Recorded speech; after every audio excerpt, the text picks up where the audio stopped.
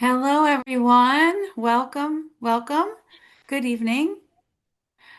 My name is Rachel Merva, and I am excited to welcome all of the many participants online to our webinar tonight, as well as our three esteemed panelists who we will introduce shortly. Before we begin our conversation, I would like to mention a couple of housekeeping items. Live interpretation is available for the webinar tonight. To activate the translation function, go to the bottom of your screen, click on the globe, and select your language. Hola a todos, bienvenidas, bienvenides, buenas noches. Mi nombre es Rachel Merva y estoy emocionada de darles la bienvenida a los muchos participantes en línea en el webinario de esta noche, al igual que a nuestros tres panelistas estimados a quienes les presentaré próximamente. Antes de comenzar nuestra conversación, quisiera mencionar un par de asuntos importantes. Esta noche tendremos interpretación en vivo disponible para el webinario. Para activar la función de interpretación, vaya a la parte inferior de su pantalla, haga clic en el globo y seleccione su idioma. El globo aparecerá en su pantalla una vez la función esté encendida. You may turn on interpretation. Thank you. Great. If you have a question throughout the webinar, please enter that into the Q&A function. We will answer as many questions as possible after our moderated conversation. So to kick off tonight's program, I'd like to quickly poll the audience to gauge the level of knowledge on the subject of community land trusts. Please look for the prompt on your screen and respond to the question in our poll.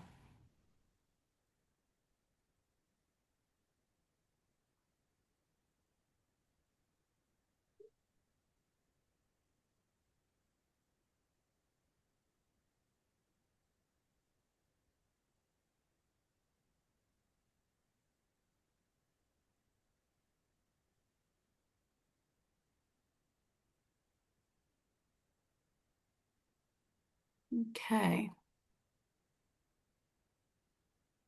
Hopefully everyone's clicking.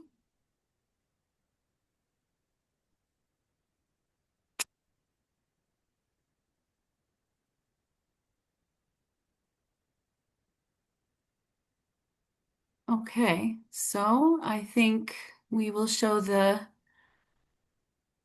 response, the poll details on the screen.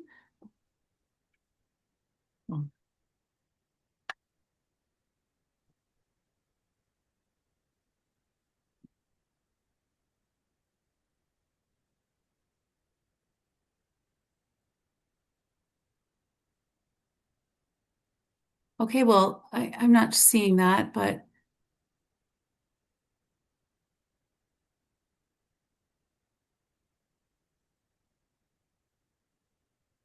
okay, they're on the screen. Very good. Thank you for entering these responses, and I hope that this evening's program gives even more clarity. Oh, here we go. Somewhat. 63%. So this is good. We are climbing the ladder of education with community land trust. So thank you. And we have that's the first question on the level of knowledge.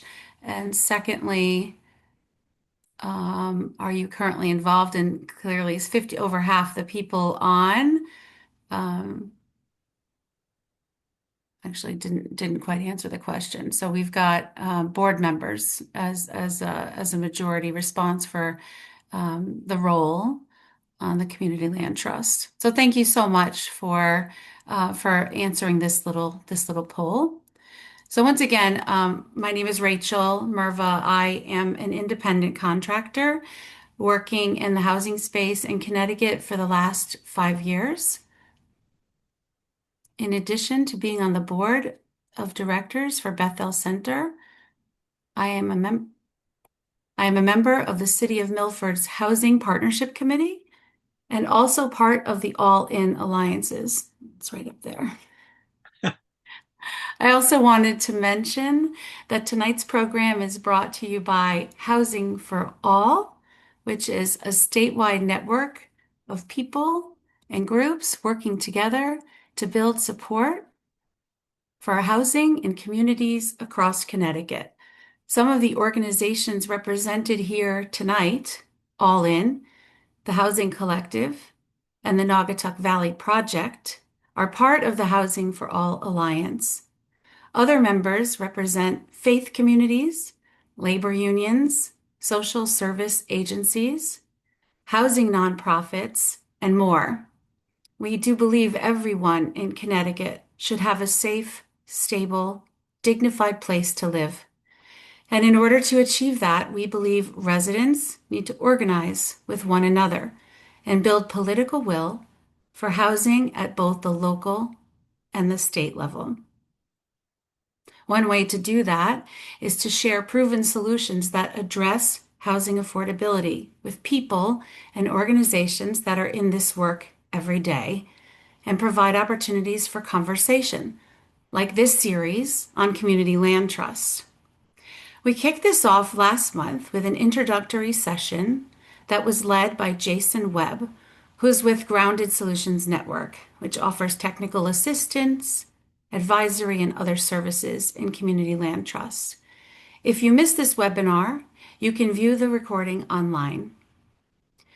The link will be shared with all participants tonight. Next month, we will do a deep dive into community land trust management practices using the Champlain Housing Trust in Vermont as an example. This webinar takes place on February 11th at 6:30 p.m., and you can register using the link that will be shared tonight.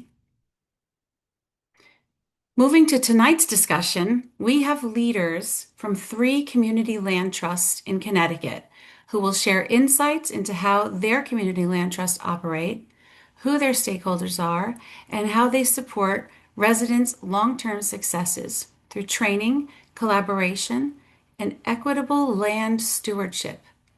Please join me in welcoming our panelists for the evening, John Harney, Alex Kolokotronis, and Myrna Martinez.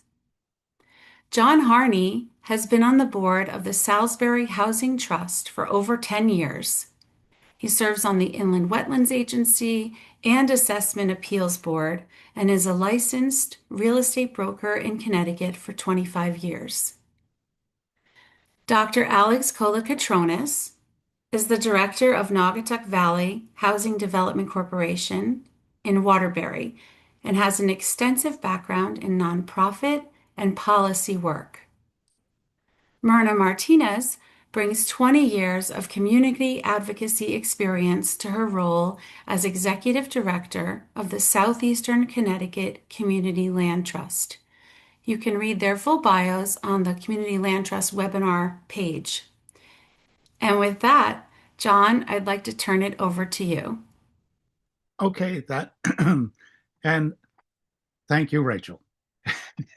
And all I can say is it's an honor to be here because we are up in Salisbury in the northwest corner of Connecticut, and so we're very rural. We only have a town of 4,000, and up in the tri-corner where Massachusetts and New York we join. So it's very rural, 4,000 people.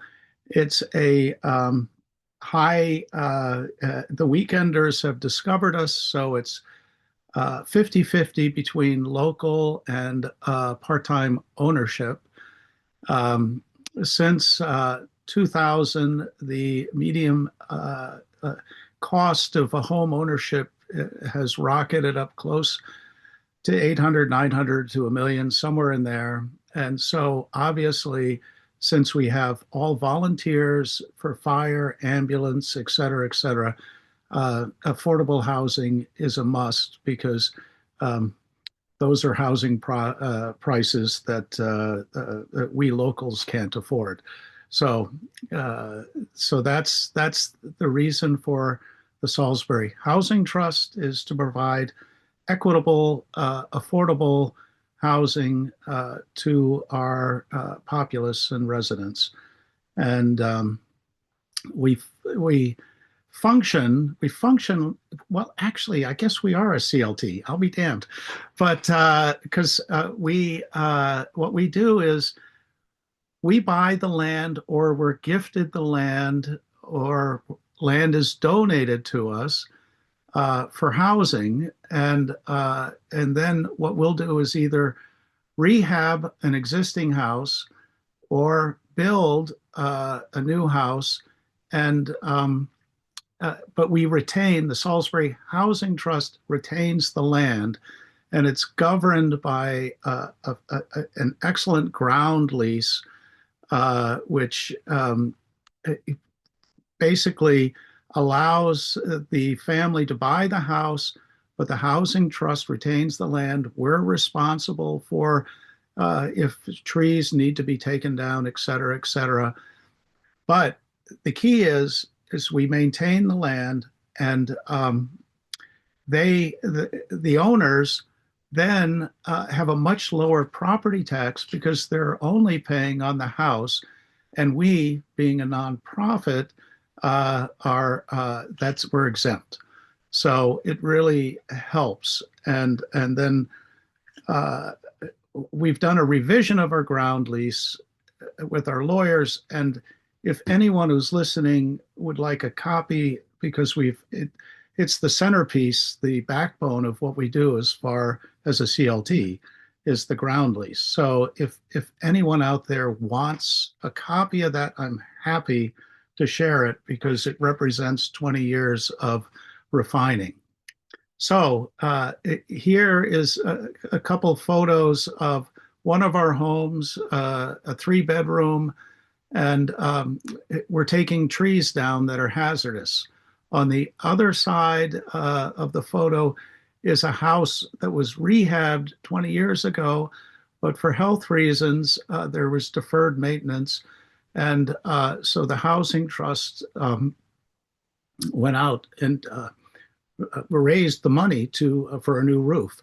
So the local contractors came in. All of the material was donated. So we happen to live in a wonderful place where we're effective because from the town hall down with Curtis Rand as the first selectman and down through land use, building, office, everybody supports us, and we do it largely through private donations, except for the last, Jocelyn Ayers got a hold of us, and she's a huge supporter. Oh, and this little picture is, those are 5 of our homes. So it's rural. Each one is 3 bedrooms. We like to keep them at $250,000 as far as a purchase. And in the background, in the trees, there's 4 or 5 others, but also the other 10 houses are scattered throughout the town. So we try to scatter. We try to keep to where sewer and water is available, but we've started to branch out where septic and well will be necessary. So the key is our success is based on our relationship with the town, our relationship with the residents of the town who are very generous. And now we have, God help us, Jocelyn, who has got the whip hand, and she is driving us forward. We've just completed 4 new homes with, for the first time, state and federal money. And of those 4 homes, one is occupied, one is closing on Friday to a wonderful family of 5. And so that's Jocelyn. Without Jocelyn, Lindsay, David, all of those people with her, that would never have happened. And she's amazing. So where are we? What is our challenges? We need more land. We've gotten Oh, that's Salisbury School right there with Twin Lakes. Okay, so those are the fields that we played soccer on and whatever in 72 and 70, but that was another time.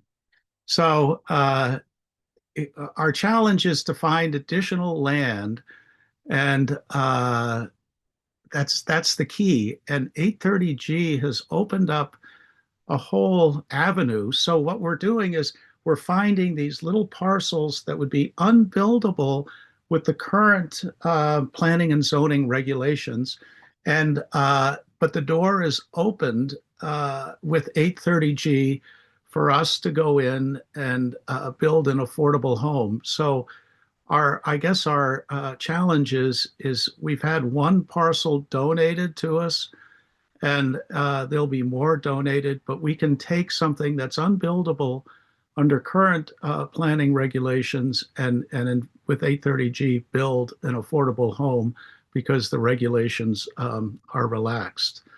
So basically, Salisbury is an economically gated community, and the role, as I see it, for the housing trust is to unlock that gate for people to have affordable housing. So there you go. Did I do it? What?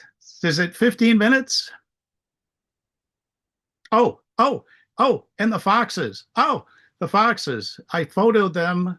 Of course, I fell into a manure pit and it took forever to get out, but they thought I was a cow because I probably smelled like a cow, and was able to capture those little cubs, little fox kits. So I thought that would be fun. Okay, so that's it. I'm done. I'm over. Thank you so much, John. That was wonderful, really, and generous of you with the offer for the ground lease documentation, and interesting. And you'll hear from our other panelists as well, so you could start to draw comparisons in Salisbury's case with donated land, donated materials, a receptive municipal board. Next, I'd like to turn it over to Alex Kolikatronis. Hi, everybody. Um, Good to see you all again. Uh, so, uh, I'm Alexander Kolokotronis. Uh, uh, we're going to be presenting here on our community land trust in Waterbury, Connecticut, the co-ops that we steward, the Brookside Housing Cooperatives.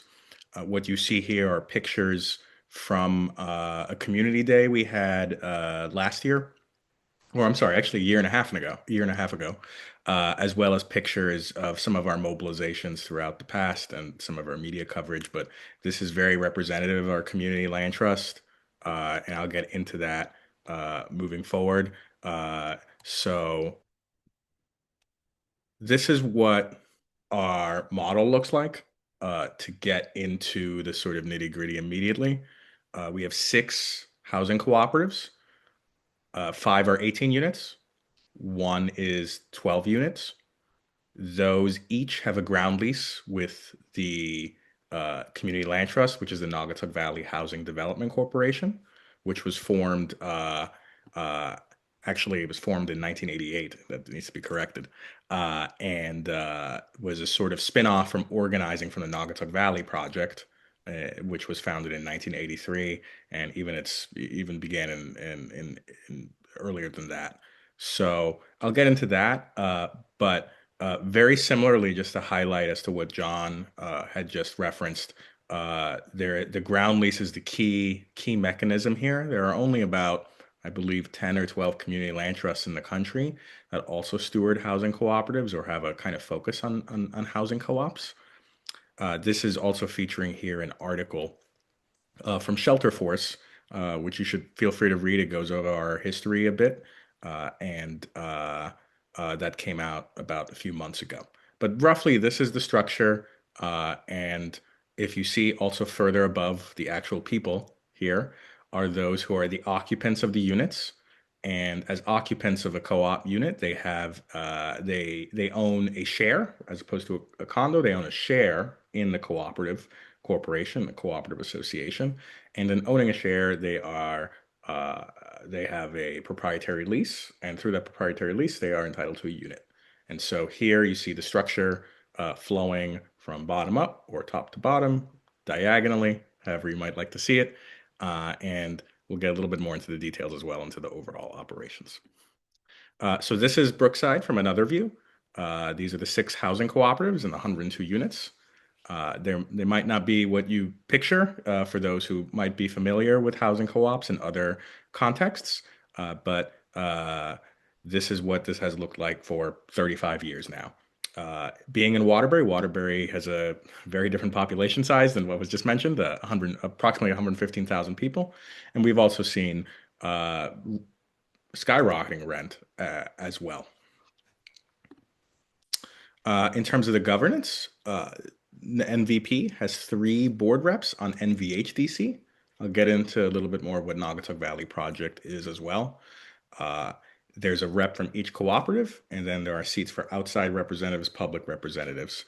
So this is a bit of a spin on the tripartite model that was talked about in the first session with Jason Webb. It's not exactly a third, but there is a sort of triad of different constituencies being represented here. And we also have a sort of intermediary structure that is almost exclusively cross co-op, where matters are settled there that are pertaining to the cross co-op grounds. Again, if you go back and see here, the co-ops exist side by side in the same parcel of land. And so as a result, there are common area matters that come up. And at the community land trust level, we either take up issues around last resort, we do more vision setting sort of goals. But to even go further on this, we operate as a steward.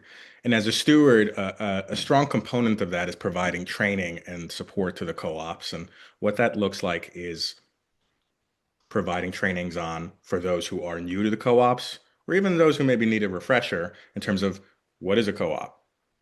What is a co-op in relation to a community land trust?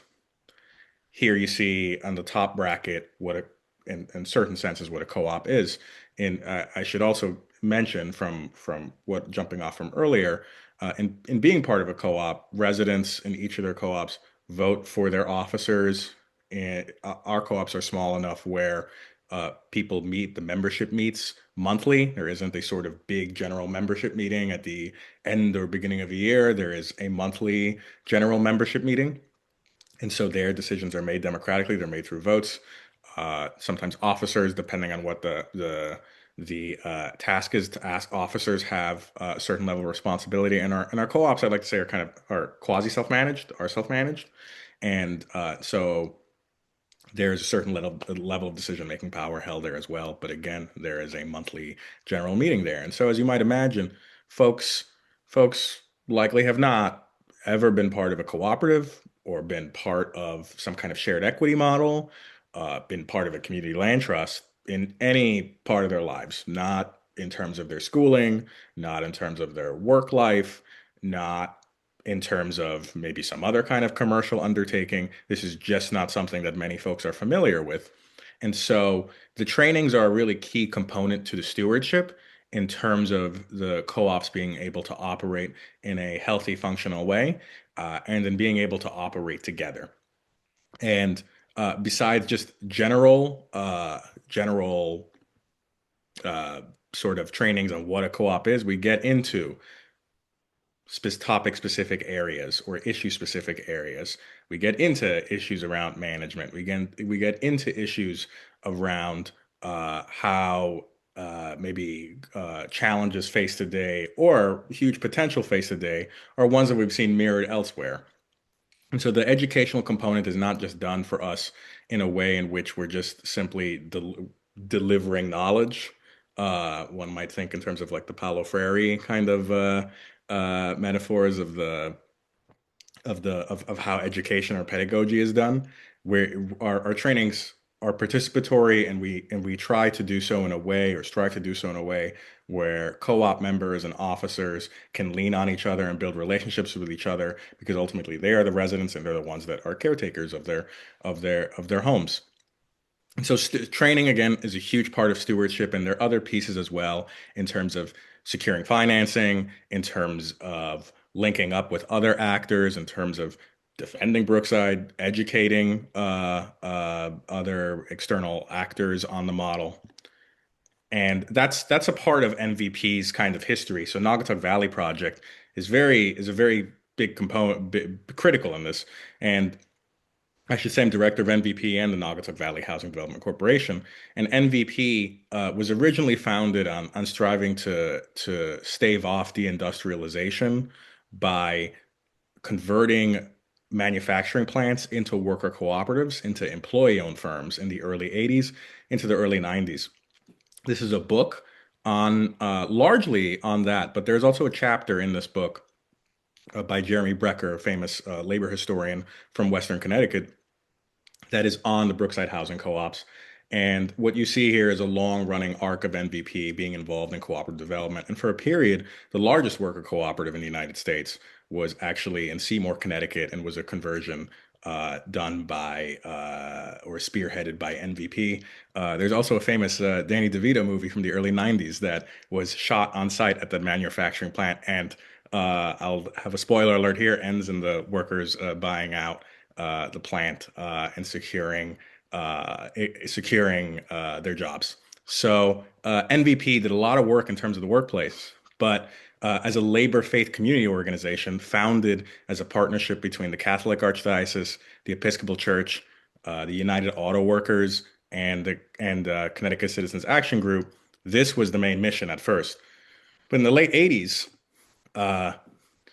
there was a similar as today, a sort of booming, growing housing crisis around condominium conversions and condominium construction. And there was one such site in Waterbury called Shamrock Ridge.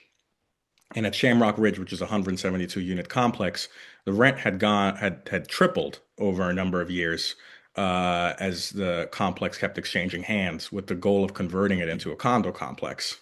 So NVP started organizing a tenants association, a tenants union, as many might call it today. And there was a key leader named Evelyn Lush. Unfortunately, she recently passed about 2 years ago now. It was a real blow to our community, but it was an example of the community where we saw so many people come out celebrating her life. But as a leader here, this was the sort of the mobilization, what this looked like. There was an attempt or a hope to convert the complex, at least partially, into a cooperative. And while that did not work, or did not that was not the destiny of the tenants there, what ended up happening was through building political power, through NVP, mobilizing as NVP in support of the Shamrock Ridge Tenants Association, all those sort of organizations I was mentioning, different creative kind of actions, not just picketing, but delegating certain public officials, letter writing, phone banking, figuring out the real mechanics and technical pieces, of which Evelyn was a huge part of. A new site was acquired, and that site NVP had to really wrestle with. Okay, what is ownership? What is tenure going to look like here? And so NVP was not going to outright own the land. Instead, a community land trust, the concept of a community land trust was looked at, and that ultimately became the model to move forward with, and goes back to the sort of flow chart I had showed you earlier. And so NVP maintains representation on it.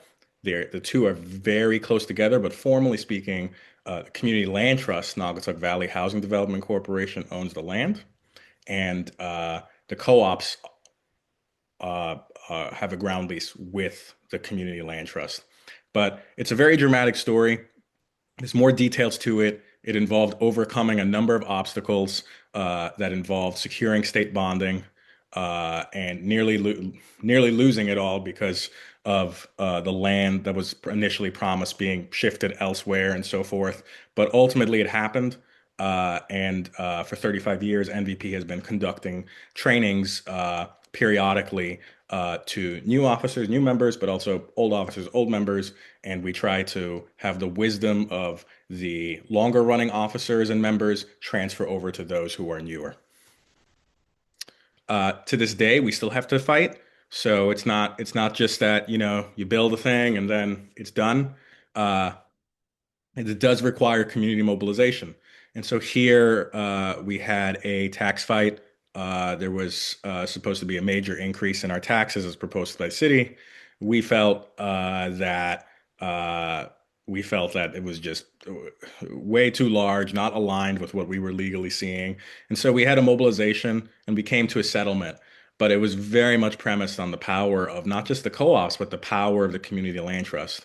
You'll see folks in this picture who, especially the picture at the top left, that's about half co-op residents or Brookside Housing Co-op residents, and other half are NVP and VHCC related folks who are not residents of the co-ops. And there you see labor leaders present, social service leaders present. Um, you see our Community Land Trust Board president on the top right. This was our meeting at City Hall. Father Cooney, Father John Cooney, retired Catholic priest. So this is very much a labor faith community effort and backing, and the mobilization is what makes the laws real in many ways.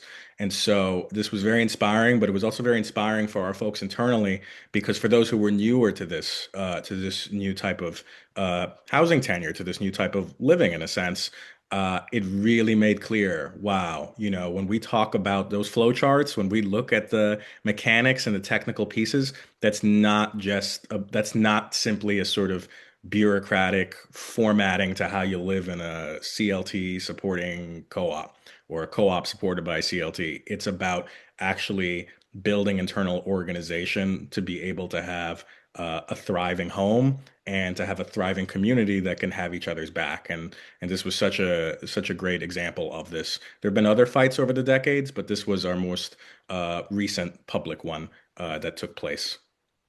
So I'll stop there. There's more to get into, of course, but thank you so much for having me, and I'm very excited that we're engaged in this webinar series. Thank you so much, Alex. Just wanted to remind people if, as people are talking, if you have questions, drop them into the Q&A so we can start queuing those up after the presentations are over. And wow, Alex, quite different landscape from John's remarks. Thank you again. And with that, I'd like to turn it over to Myrna Martinez.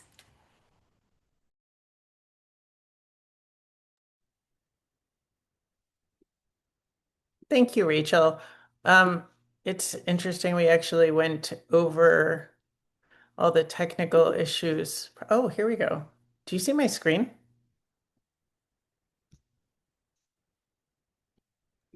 No, we don't. You don't. Okay.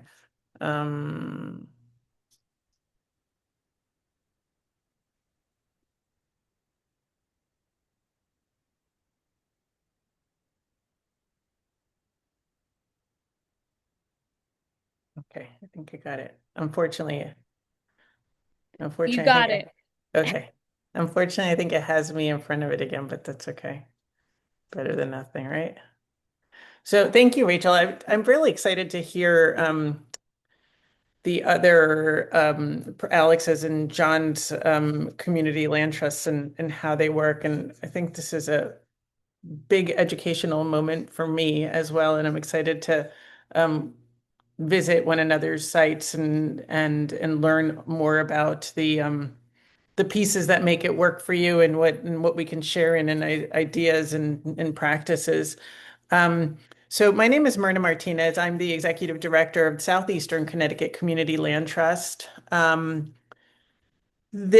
we are, it says on the bottom, a sustainable solution for affordable home ownership and other land-based community needs. So we don't just work with affordable housing. We have there in the front a couple of early board members, Charmaine McGregor, and our current board chair and a founder, Joanne Sheehan-Gomer.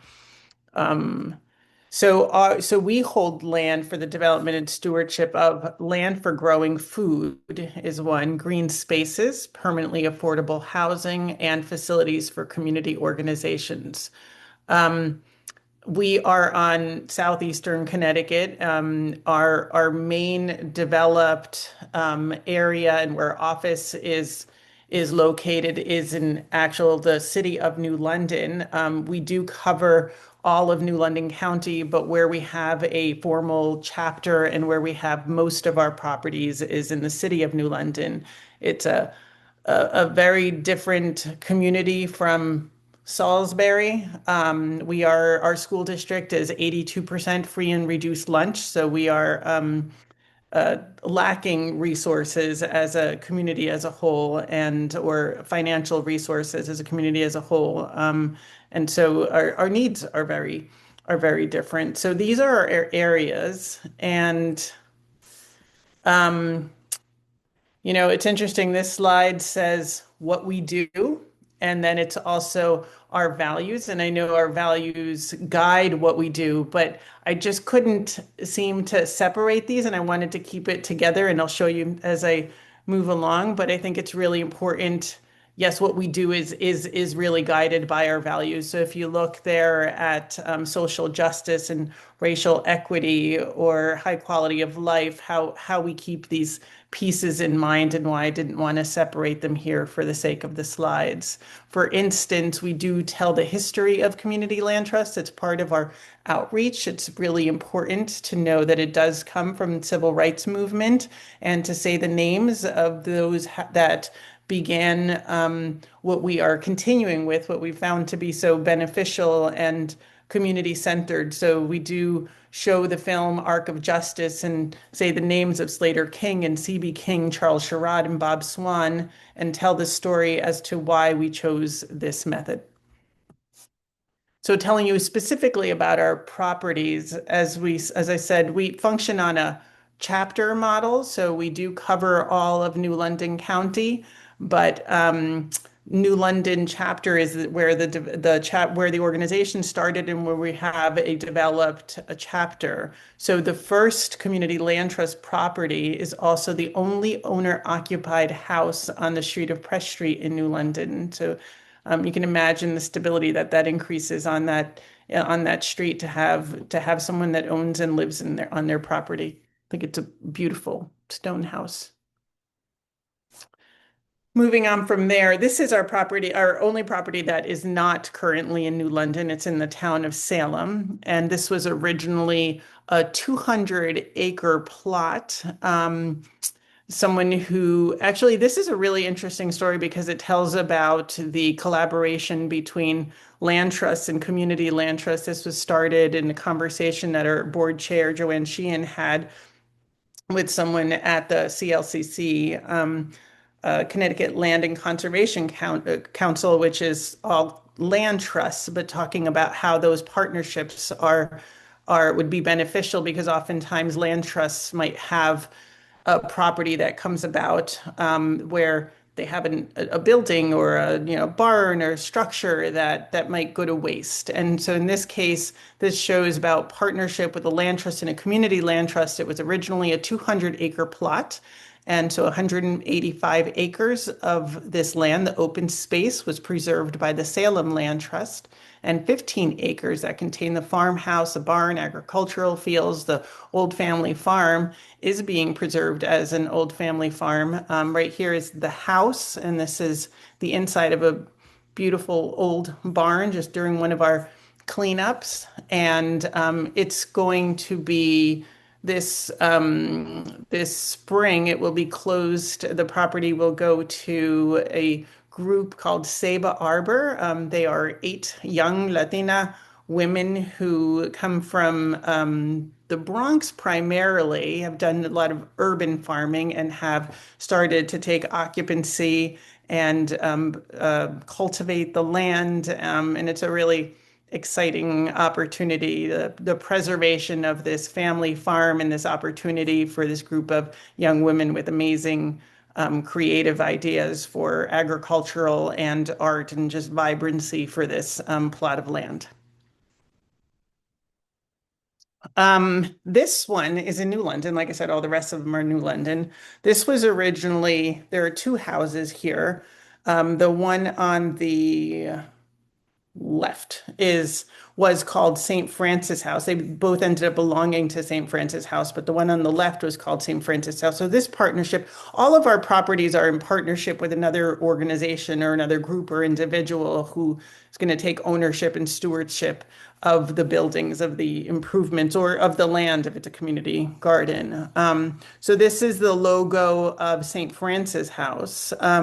When they were looking to dissolve their organization, reached out to the Community Land Trust. So, plus the Community Land Trust wanted to make sure the long-term preservation of these buildings for community use. So, St. Francis House donated the land in collaboration with the Community Land Trust and a group called Hearing Youth Voices, which is a youth advocacy organization which was continuing their youth advocacy, but moving on to looking to provide transitional housing for young people as they've done their work for, I don't know if it was a dozen years. They noticed that there were a good number of their young people that were housing insecure and wanted to look into creating a residential program for them, a temporary program where they would learn to develop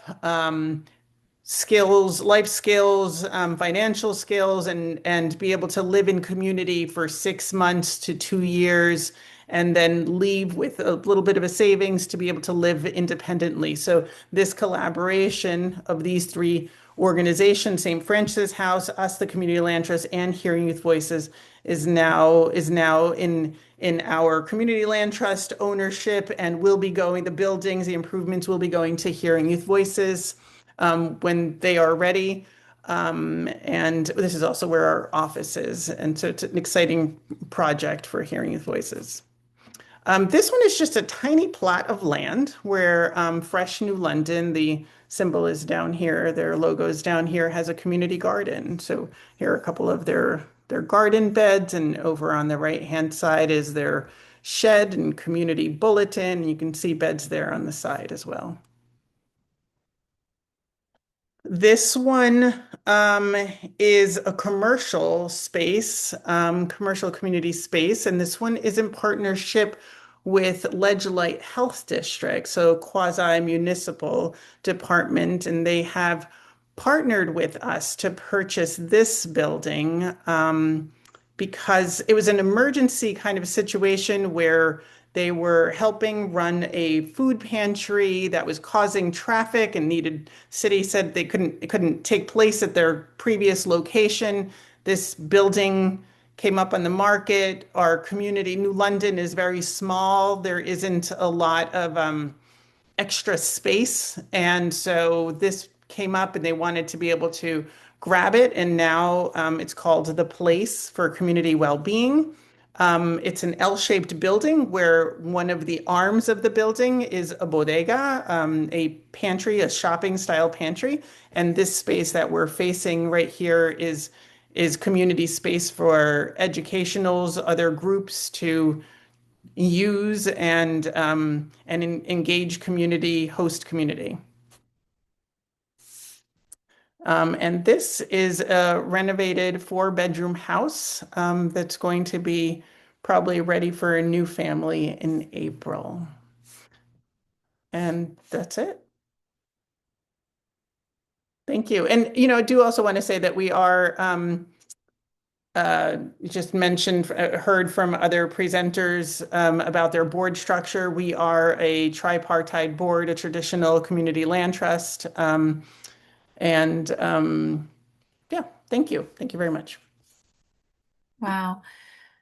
Thank you. Thank you so much, Myrna. I was impressed or struck by that stone building that you first put up, that was the only owned property on the street, and just that potential and what that shows to the residents nearby, and how that can impact the community with something like that.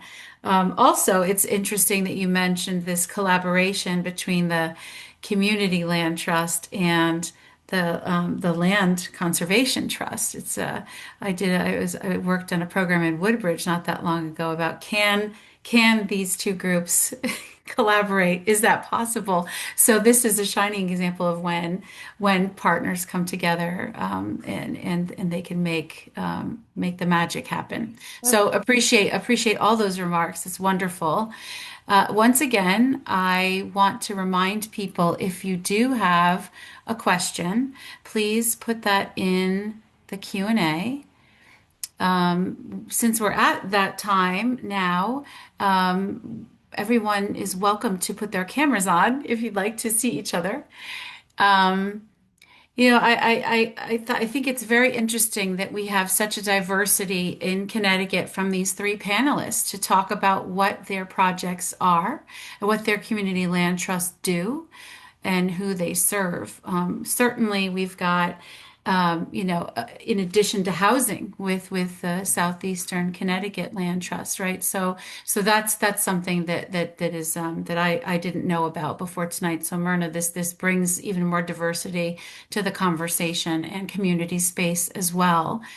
When we talk about what Alex has with these 102 units in a kind of a higher density development with different types of control within that one complex, but each building has a separate structure, and looking at these the land piece versus the co-op and proprietary lease piece, that's different from then we go back to our first speaker, John, with these for sale homes that kind of come in with much support from wealthy individuals and support from other places to offset the cost and contribute land and contribute even building costs. So really, so many differences on just three examples that we have in Connecticut.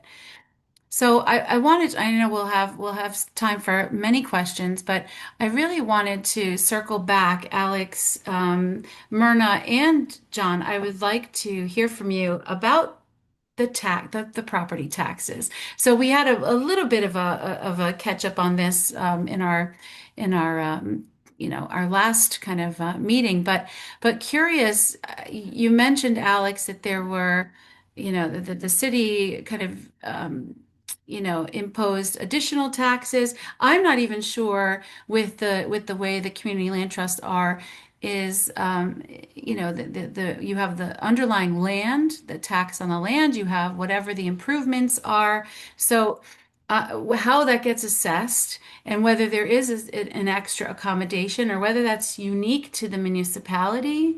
So Alex, can I just have you kind of elaborate just a little bit on what that tax component looks like in the past and what you fought for with this latest controversy? Yeah. So at least for us, the degree to which most of the financing came from the state, and there's a specific state statute, 8-216 for those that are interested, 8-216A, which is supposed to tax properties like us, at least to my understanding, I mean, it's plain as day in the state statute, according to net rental income or carrying charges. Carrying charges is what the monthly housing cost or charge is for housing cooperatives. And so the property tax increase that we saw was something that was not mirroring that. And so there was a bit of at minimum confusion about what was going on, what has been going on with that. And I mention this actually because this is not unique to Brookside, to the Community Land Trust. It wasn't per se, again, exactly the Community Land Trust being taxed. It was sort of each of the co-ops. and collectively that them being charged. At least this was my understanding. And so uh, the other piece with this is that this has been an issue in a number of municipalities for multiple decades. And so there might even be folks on this call who have experienced something like this. I both know and I've heard this from folks saying, this is happening in various municipalities. I also know folks who have just experienced it as well, where not necessarily every assessor knows this or not every municipality knows this. There's been memos that have been issued, and this law has actually been strengthened uh, 2 years ago now to be even clearer, although it was quite clear uh, to around this kind of around how these properties are supposed to be assessed. So. Um, uh, you'll often hear that community land trusts are supposed to have a sort of tax, advantage component. I think a big piece too that maybe uh, gets missed is that outside of that specific statute, there is just a matter of the ground lease, and that these aren't.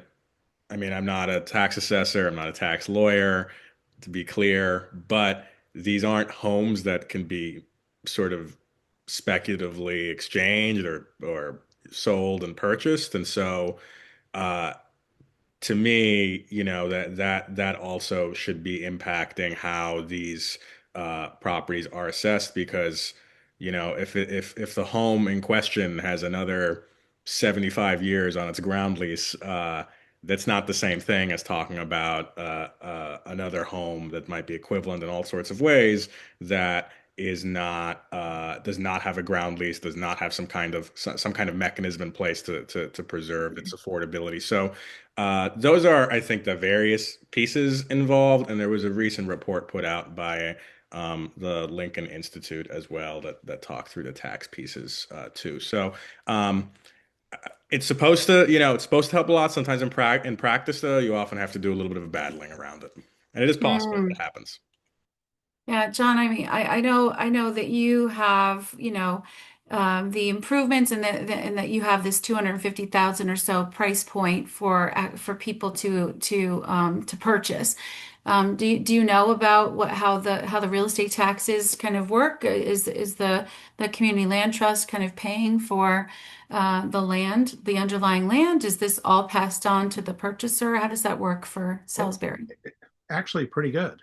Uh, it's it's first we have like the lowest mill rate in the state. It's everything went up 30% on the revalve this year. So I will be busy hearing tax appeals, but from other people.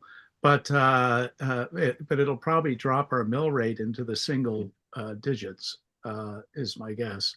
So, but as far as our 21 homes, they will only be taxed, the property tax on the house itself.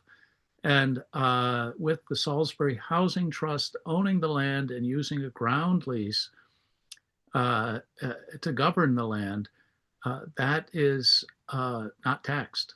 So there's no tax and property tax on the land for the town. And then that cuts in half because usually it's land is 50% of the value of the total property. So that cuts whoever the families are, they're dropped 50% as far as property tax. So then, and as far as to speak to the value, it's all deed restricted in the ground lease, but we're one of the organizations, I think few, in my opinion, that want to make sure that if one of our families sell, they realize value from their work and their improvements. And so in the ground lease, from their purchase date, the house increases 2% per year plus any of they get back any of the capital improvements approved by the board.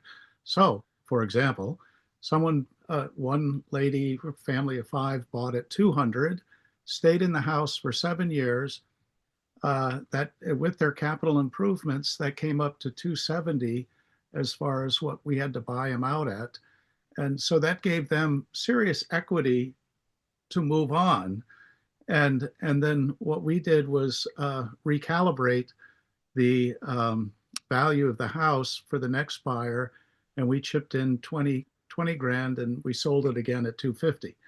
So we want to make sure that our people realize value in home ownership so that when they do sell, they move on and realize equity. And it can't be, it's deed restricted. So the usual thing up here is someone buys, a developer buys it at 250, they put in something shiny and it sells for 650 or some crap like that. But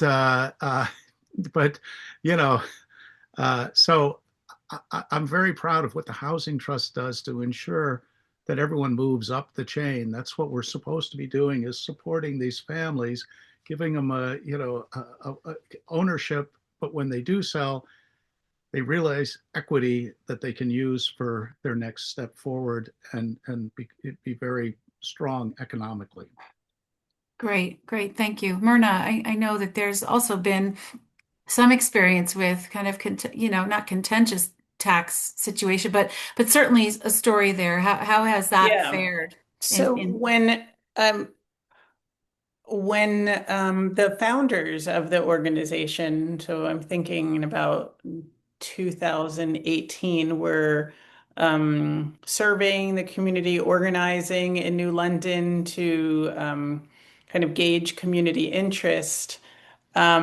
One of the things that they heard repeatedly was that there's a large concern in New London that over 50% of our property is untaxable because of schools, hospital, churches, nonprofits, and like I said, we are a lower resourced community. And so people were concerned that if a community land trust came in, other properties would be non-taxable. The agreement that was made in New London, not in New London County, but in the city of New London, was that residential houses would still be taxable because they currently pay taxes.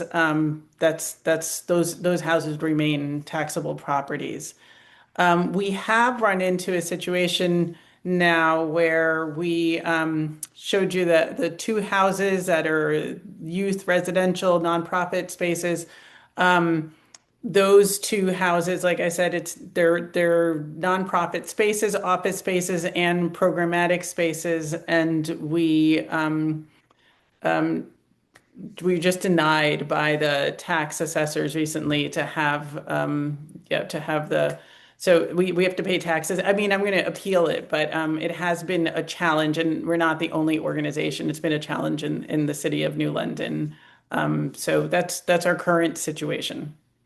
But I'm curious, so if you have this restriction, this deed restriction, you're selling it for 250, something like that, and it's the market is 600, as John was saying. Is that your taxes are based on that deed restricted value, No, they're correct? not. They're No, not. no, they're not. I mean, it's something that we've talked about. We are a newer organization. So the organization was, when I was hired in 2023, was all volunteer run. There was one property at that time. And so at this current stage, no, there isn't any other type of formula or agreement. Hmm. Interesting. Okay. But my big concern is, like I said, the nonprofit held spaces. I Right. mean, with the exception of, for instance, Ledge Light Health District, the building that I showed you there, the place, the Ledge Light Health District agreed that they have, or they just came up with their own generosity towards the community, that because they have another building in the community that is not taxable, that this new property that they were going to pay taxes. But generally, I would like to see a nonprofit space continue with how it's supposed to be, and for them not to pay taxes. Otherwise, working with the community land trust could be a bit of a disincentive, actually. Mm-hmm. Okay, great. Well, I just like, and I know, I hope everybody can stay patient. I just had a couple quick follow-up questions, or with the panelists before we move on to the Q&A. John, you have a pretty active pipeline for new developments, and um, how do you how do you manage demand for the new properties, particularly when there may be many applicants, and how Well, early are you bringing that to market for new properties? Can you just talk a little bit about we're that? with taking for the first time state and federal funds for the 4 new homes. It's a tighter, seems to be a lot more regulation as far as what's acceptable. It's a very narrow range that you can't be too high and you can't be too low as far as your applications. So interestingly enough, we've been having a bit of a problem. I thought we would be overrun with applicants, but it's a very narrow range of meeting the specs for what the state is requiring. And so it's sort of interesting. So we have 2 homes that we have applicants for, but are still vacant.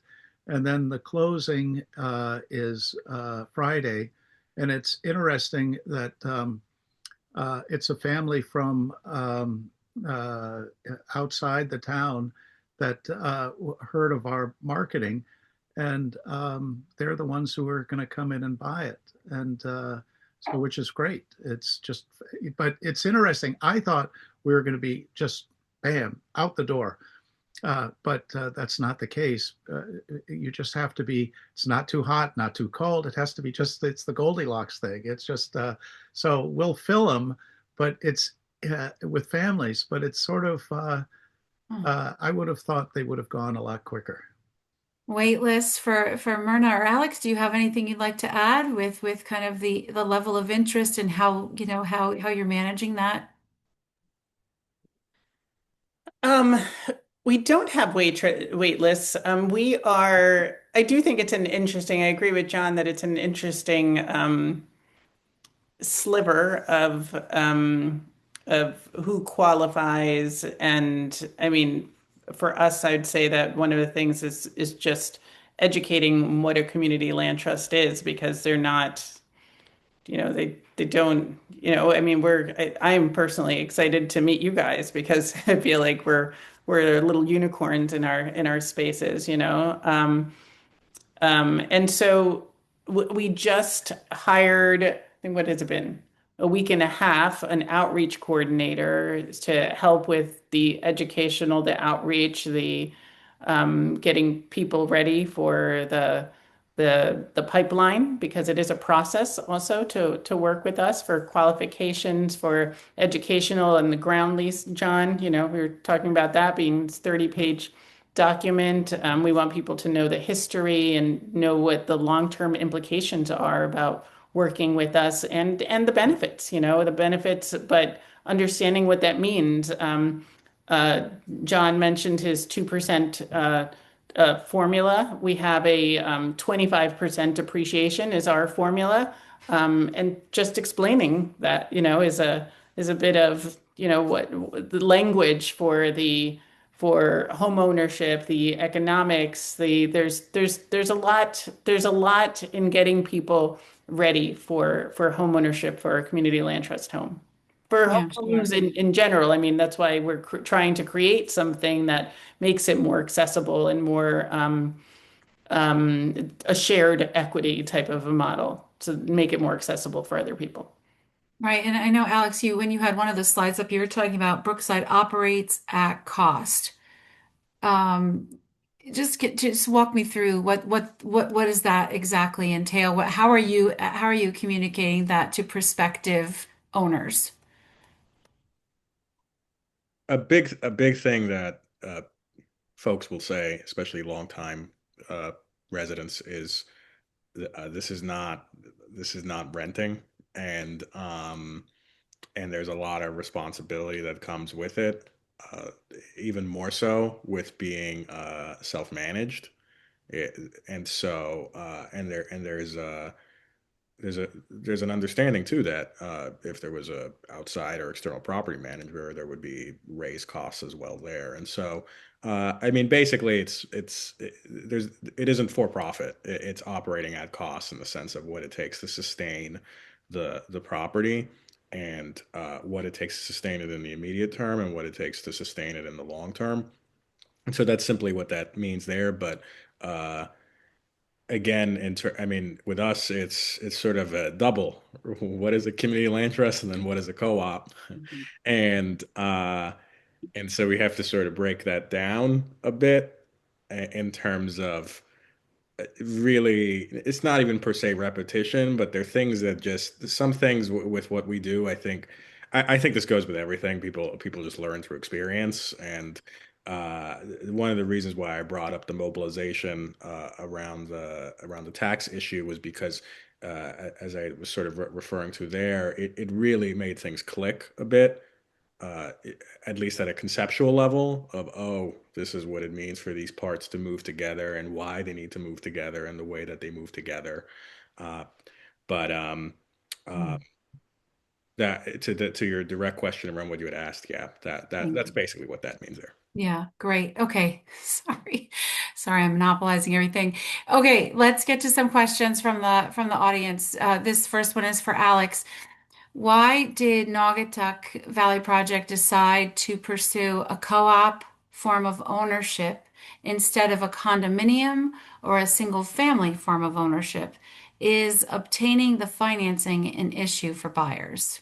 Yeah, that's exactly it. At 35, 36, 37 years ago, uh, the question was also who can obtain a mortgage, and co-ops have often limited equity housing cooperatives have often been built or developed for uh, with low income communities or low to moderate income communities who cannot otherwise obtain, maybe they can't obtain a mortgage for a single family home, but they can receive collectively a blanket mortgage. And so the blanket mortgage is a way of increasing access to some form of ownership. And so that was explicitly one of the reasonings for why the co-op model was chosen. If I take the question a step further, um, one thing that is an issue that it would be great if there was some education around this is there's also something called a share loan. So you buy a share. So a share loan would be almost like getting a mortgage for buying a share in the co-op. That's very limited in how much that is done around the United States, and there needs to be a lot of lender education around that. There have been Mm. various programs for this here and there, but sometimes buying into a co-op still can be, depending on what the co-op is and what their buy-in is, can be difficult. But that all comes back to, again, the purpose is really, again, a blanket mortgage, where otherwise financial institutions might not deem a person or a family creditworthy, unfortunately. Mhm. I'd like to, if we have time, I'd like to circle back to lender education because I know that's something that people that you guys are probably spending some time on. But let me go to Myrna and Alex on guidelines. What type of guidelines are used to set resale parameters? And Myrna, let me start with you. Um, Like I said, for the residential properties, we do have a set formula. It's 25% of appreciation so it depends on the amount of time that a person's in a home and how much it's appreciated, what's happening with the market. Um, yeah, so I think it's pretty straightforward. It's still in development for commercial and farm properties. There's more we have a set also ground lease, which is where the formula is, and there's a little more to work out as far as customize in the others, and especially in a farm, it's completely customizable. So it's still something that's in development. We're at the end stages of the ground lease for the farm in Salem, and that's the one piece where that's still there that being worked on. So it's in discussion. But 25% maximum, or is it a No, certain? of appreciation. So, I mean, I have a s- something that I could share if you like. Um, I mean, just to compare with John with the 2% per year versus 25%, I was just curious if that was cumulative or if there's. Yeah, so let's just say these are obviously old numbers, but let's say there's a property, on the market for 180, 180,000. The buyer is able to buy it for 150 if we were contributing 30,000. Like I said, these are old numbers, but just to get a sense. So after 15 years, the buyer has paid off about 60,000 of the principal and it's increased the value to 270,000. So the difference between 150 and 270 is 120. So 25% of that. I So see. 30,000 is what's added to their principal that they've accumulated of 60 and appreciation of 30. They're walking away with 90,000. Great. Okay. Thank you. Thank you for that clarification. Alex, how about you with the guidelines for resale? There is a equity formula. So there's an initial buy-in, and then there is a particular percent increase. I'd have to double check the numbers, but it's not very high, but it's different in the sense that the what happens with the resale is typically families that move out, in a sense, sell the share back to the co-op, and then receive an equity return. It's an appreciation from their initial deposit, and then the what the resale looks like is that the co-op brings someone else in or admits someone in, and that's at the whatever the buy-in amount has been set at the time. So it functions a bit differently than what you'll see with a single family home. Okay, thank you. John, this one's for you. Curious to hear more about referenced use of 830G Oh, for undevelopable small lots. I'm all excited. Not everyone up in town is excited. In fact, most people are not excited about 830G in Salisbury because it means that we can develop something that they can't. And so Salisbury is not Brigadoon, sort of Brigadoonish, but there's still people that when we do these housing things, we get a fair amount of neighbor opposition, and that we have to work our way through with town meetings, and I think I was called a dirty do-gooder at one, but nevertheless, so with 830G, that is apparently a state law or state whatever, that if it's for affordable housing, that it sort of gives you a green light to go and pass over a lot of the obstacles and requirements of our town's planning and zoning regulations. So someone, a very kind man, Michael Clements, who was chairman of P&Z, donated a plot to us that was 100 feet by 100 feet. So a very small, and it would require septic and well. So normally 100 feet by 100 feet square is not going to support, with our current planning and zoning regulations, a single family house. But with 830G, that opens the door that, surprise, surprise to the neighbors, we can. And so it's a door that, or a mechanism that I think is we're going to use more and more, because we've used up all of the majority of land that has been low hanging as far as next to sewer and water, and the town donates to us.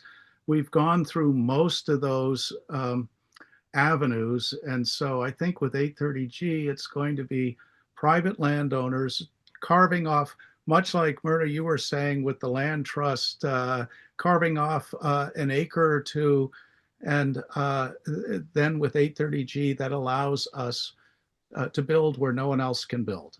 Mm-hmm. So it's a huge, huge vehicle that a lot of people up here don't want to see, but it's a huge, huge thing for affordable housing, a mechanism to allow us to build affordable housing for families, our families that otherwise could not happen.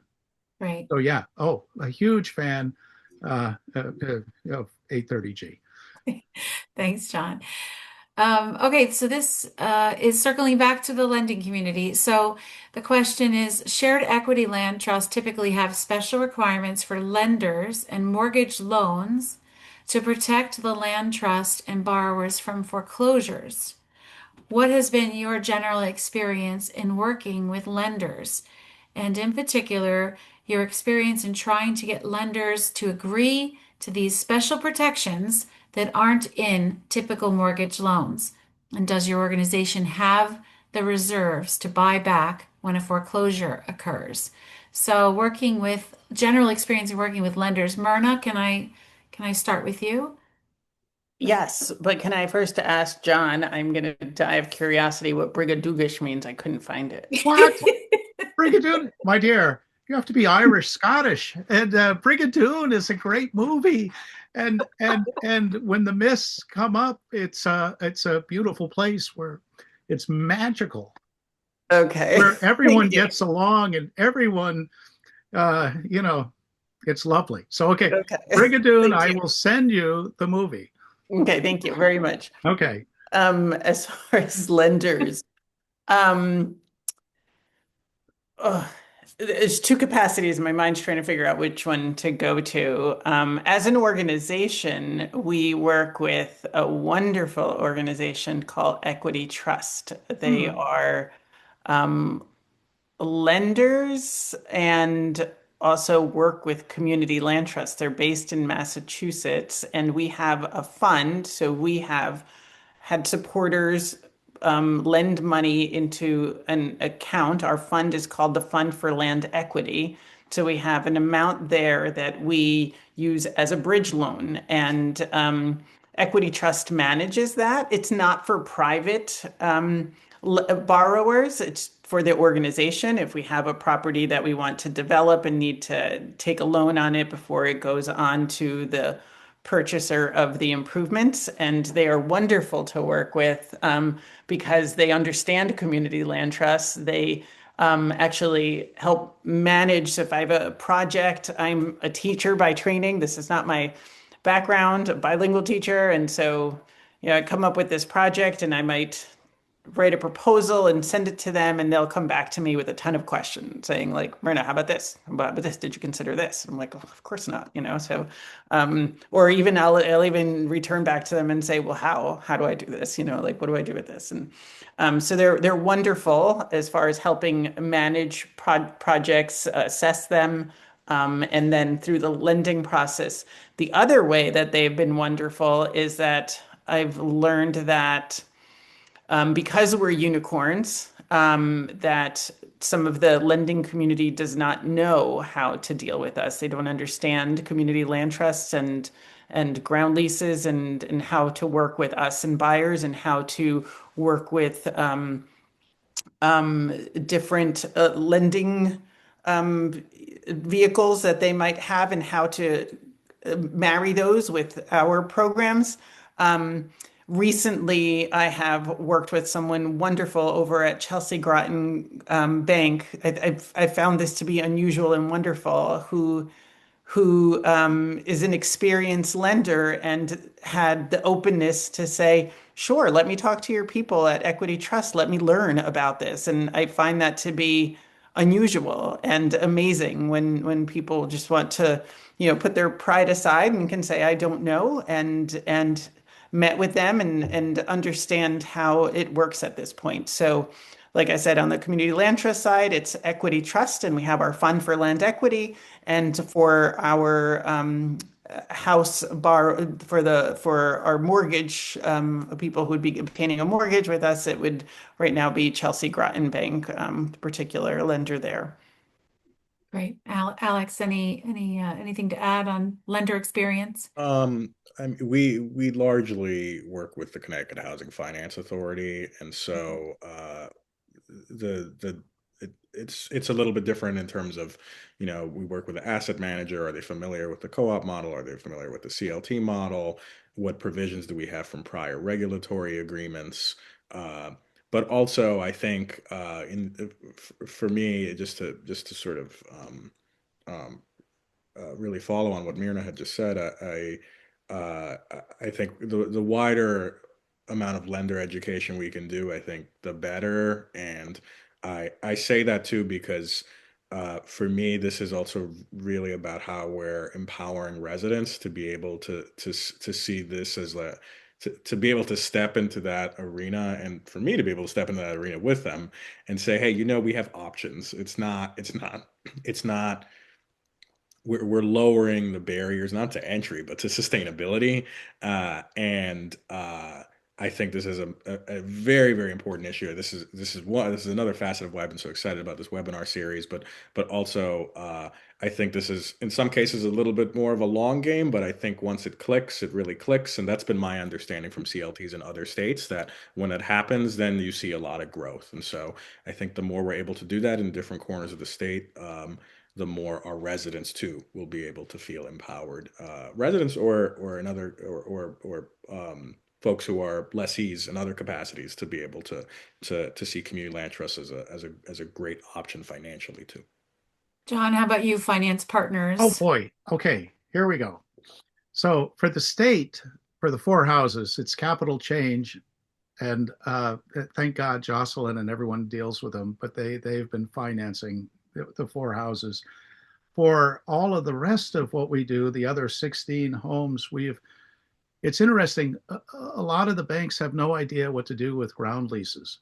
It throws a complete, so what we've evolved is a special, wonderful relationship with Northwest Community Bank up here that understand our ground leases, and then go out of their way to treat our people with unbelievable. They just they do a great job, and they also, I think, the only bank up here that somehow accesses federal funds as far as like 20 grand for helping with closing costs, et cetera, or to sort of chip in, and so our people are the ones that qualify. A lot of our homeowners have been able to acquire that additional help for closing, which then 15 or 20,000 makes a huge, well, would make a huge difference to me, but it helps all of our people. And so some other banks it just are clueless. They just don't know. It's like a curveball. And then you also have to find attorneys that understand. So what we try to do is if you're going to buy one of our houses, there are a lot of options, but here are the people, the banks, the attorneys, et cetera, that understand. So you're not, so what we don't want to do is have our people go down a rabbit hole and start doing the biggest purchase of their lives with an organization or someone who doesn't understand either a community land trust or the ground lease. So what we try to do is what I do is we know what lawyers understand it and that will welcome our people. We know what banks will understand it and also welcome. And so we try to have a tight control as much as possible so they're not all of a sudden left out in, out in left field with months of wasted trying to get a mortgage with people that don't understand it. So that's what we do. Well, I think we didn't get to all of the questions. Unfortunately, it's 5 minutes till. So I am thinking if we can hold our feedback maybe to just a couple of minutes, I might pick. We don't want to end past 8, so I think we'll have to wrap for now. So I really want to thank our panelists and the audience for their participation tonight. And again, the questions that couldn't be answered, we hope will be addressed in upcoming webinars. And again, if this, we do have our webinar on February 11th, the next one. And if the webinar series does need to be expanded from the scheduled 3, then we will do that. So I wanted to just close with let's see everyone on February 11th for the next webinar in the series. And thank you so much. Have a good night. Thank you all. Thank you so much. Thank you. Take care. Thanks.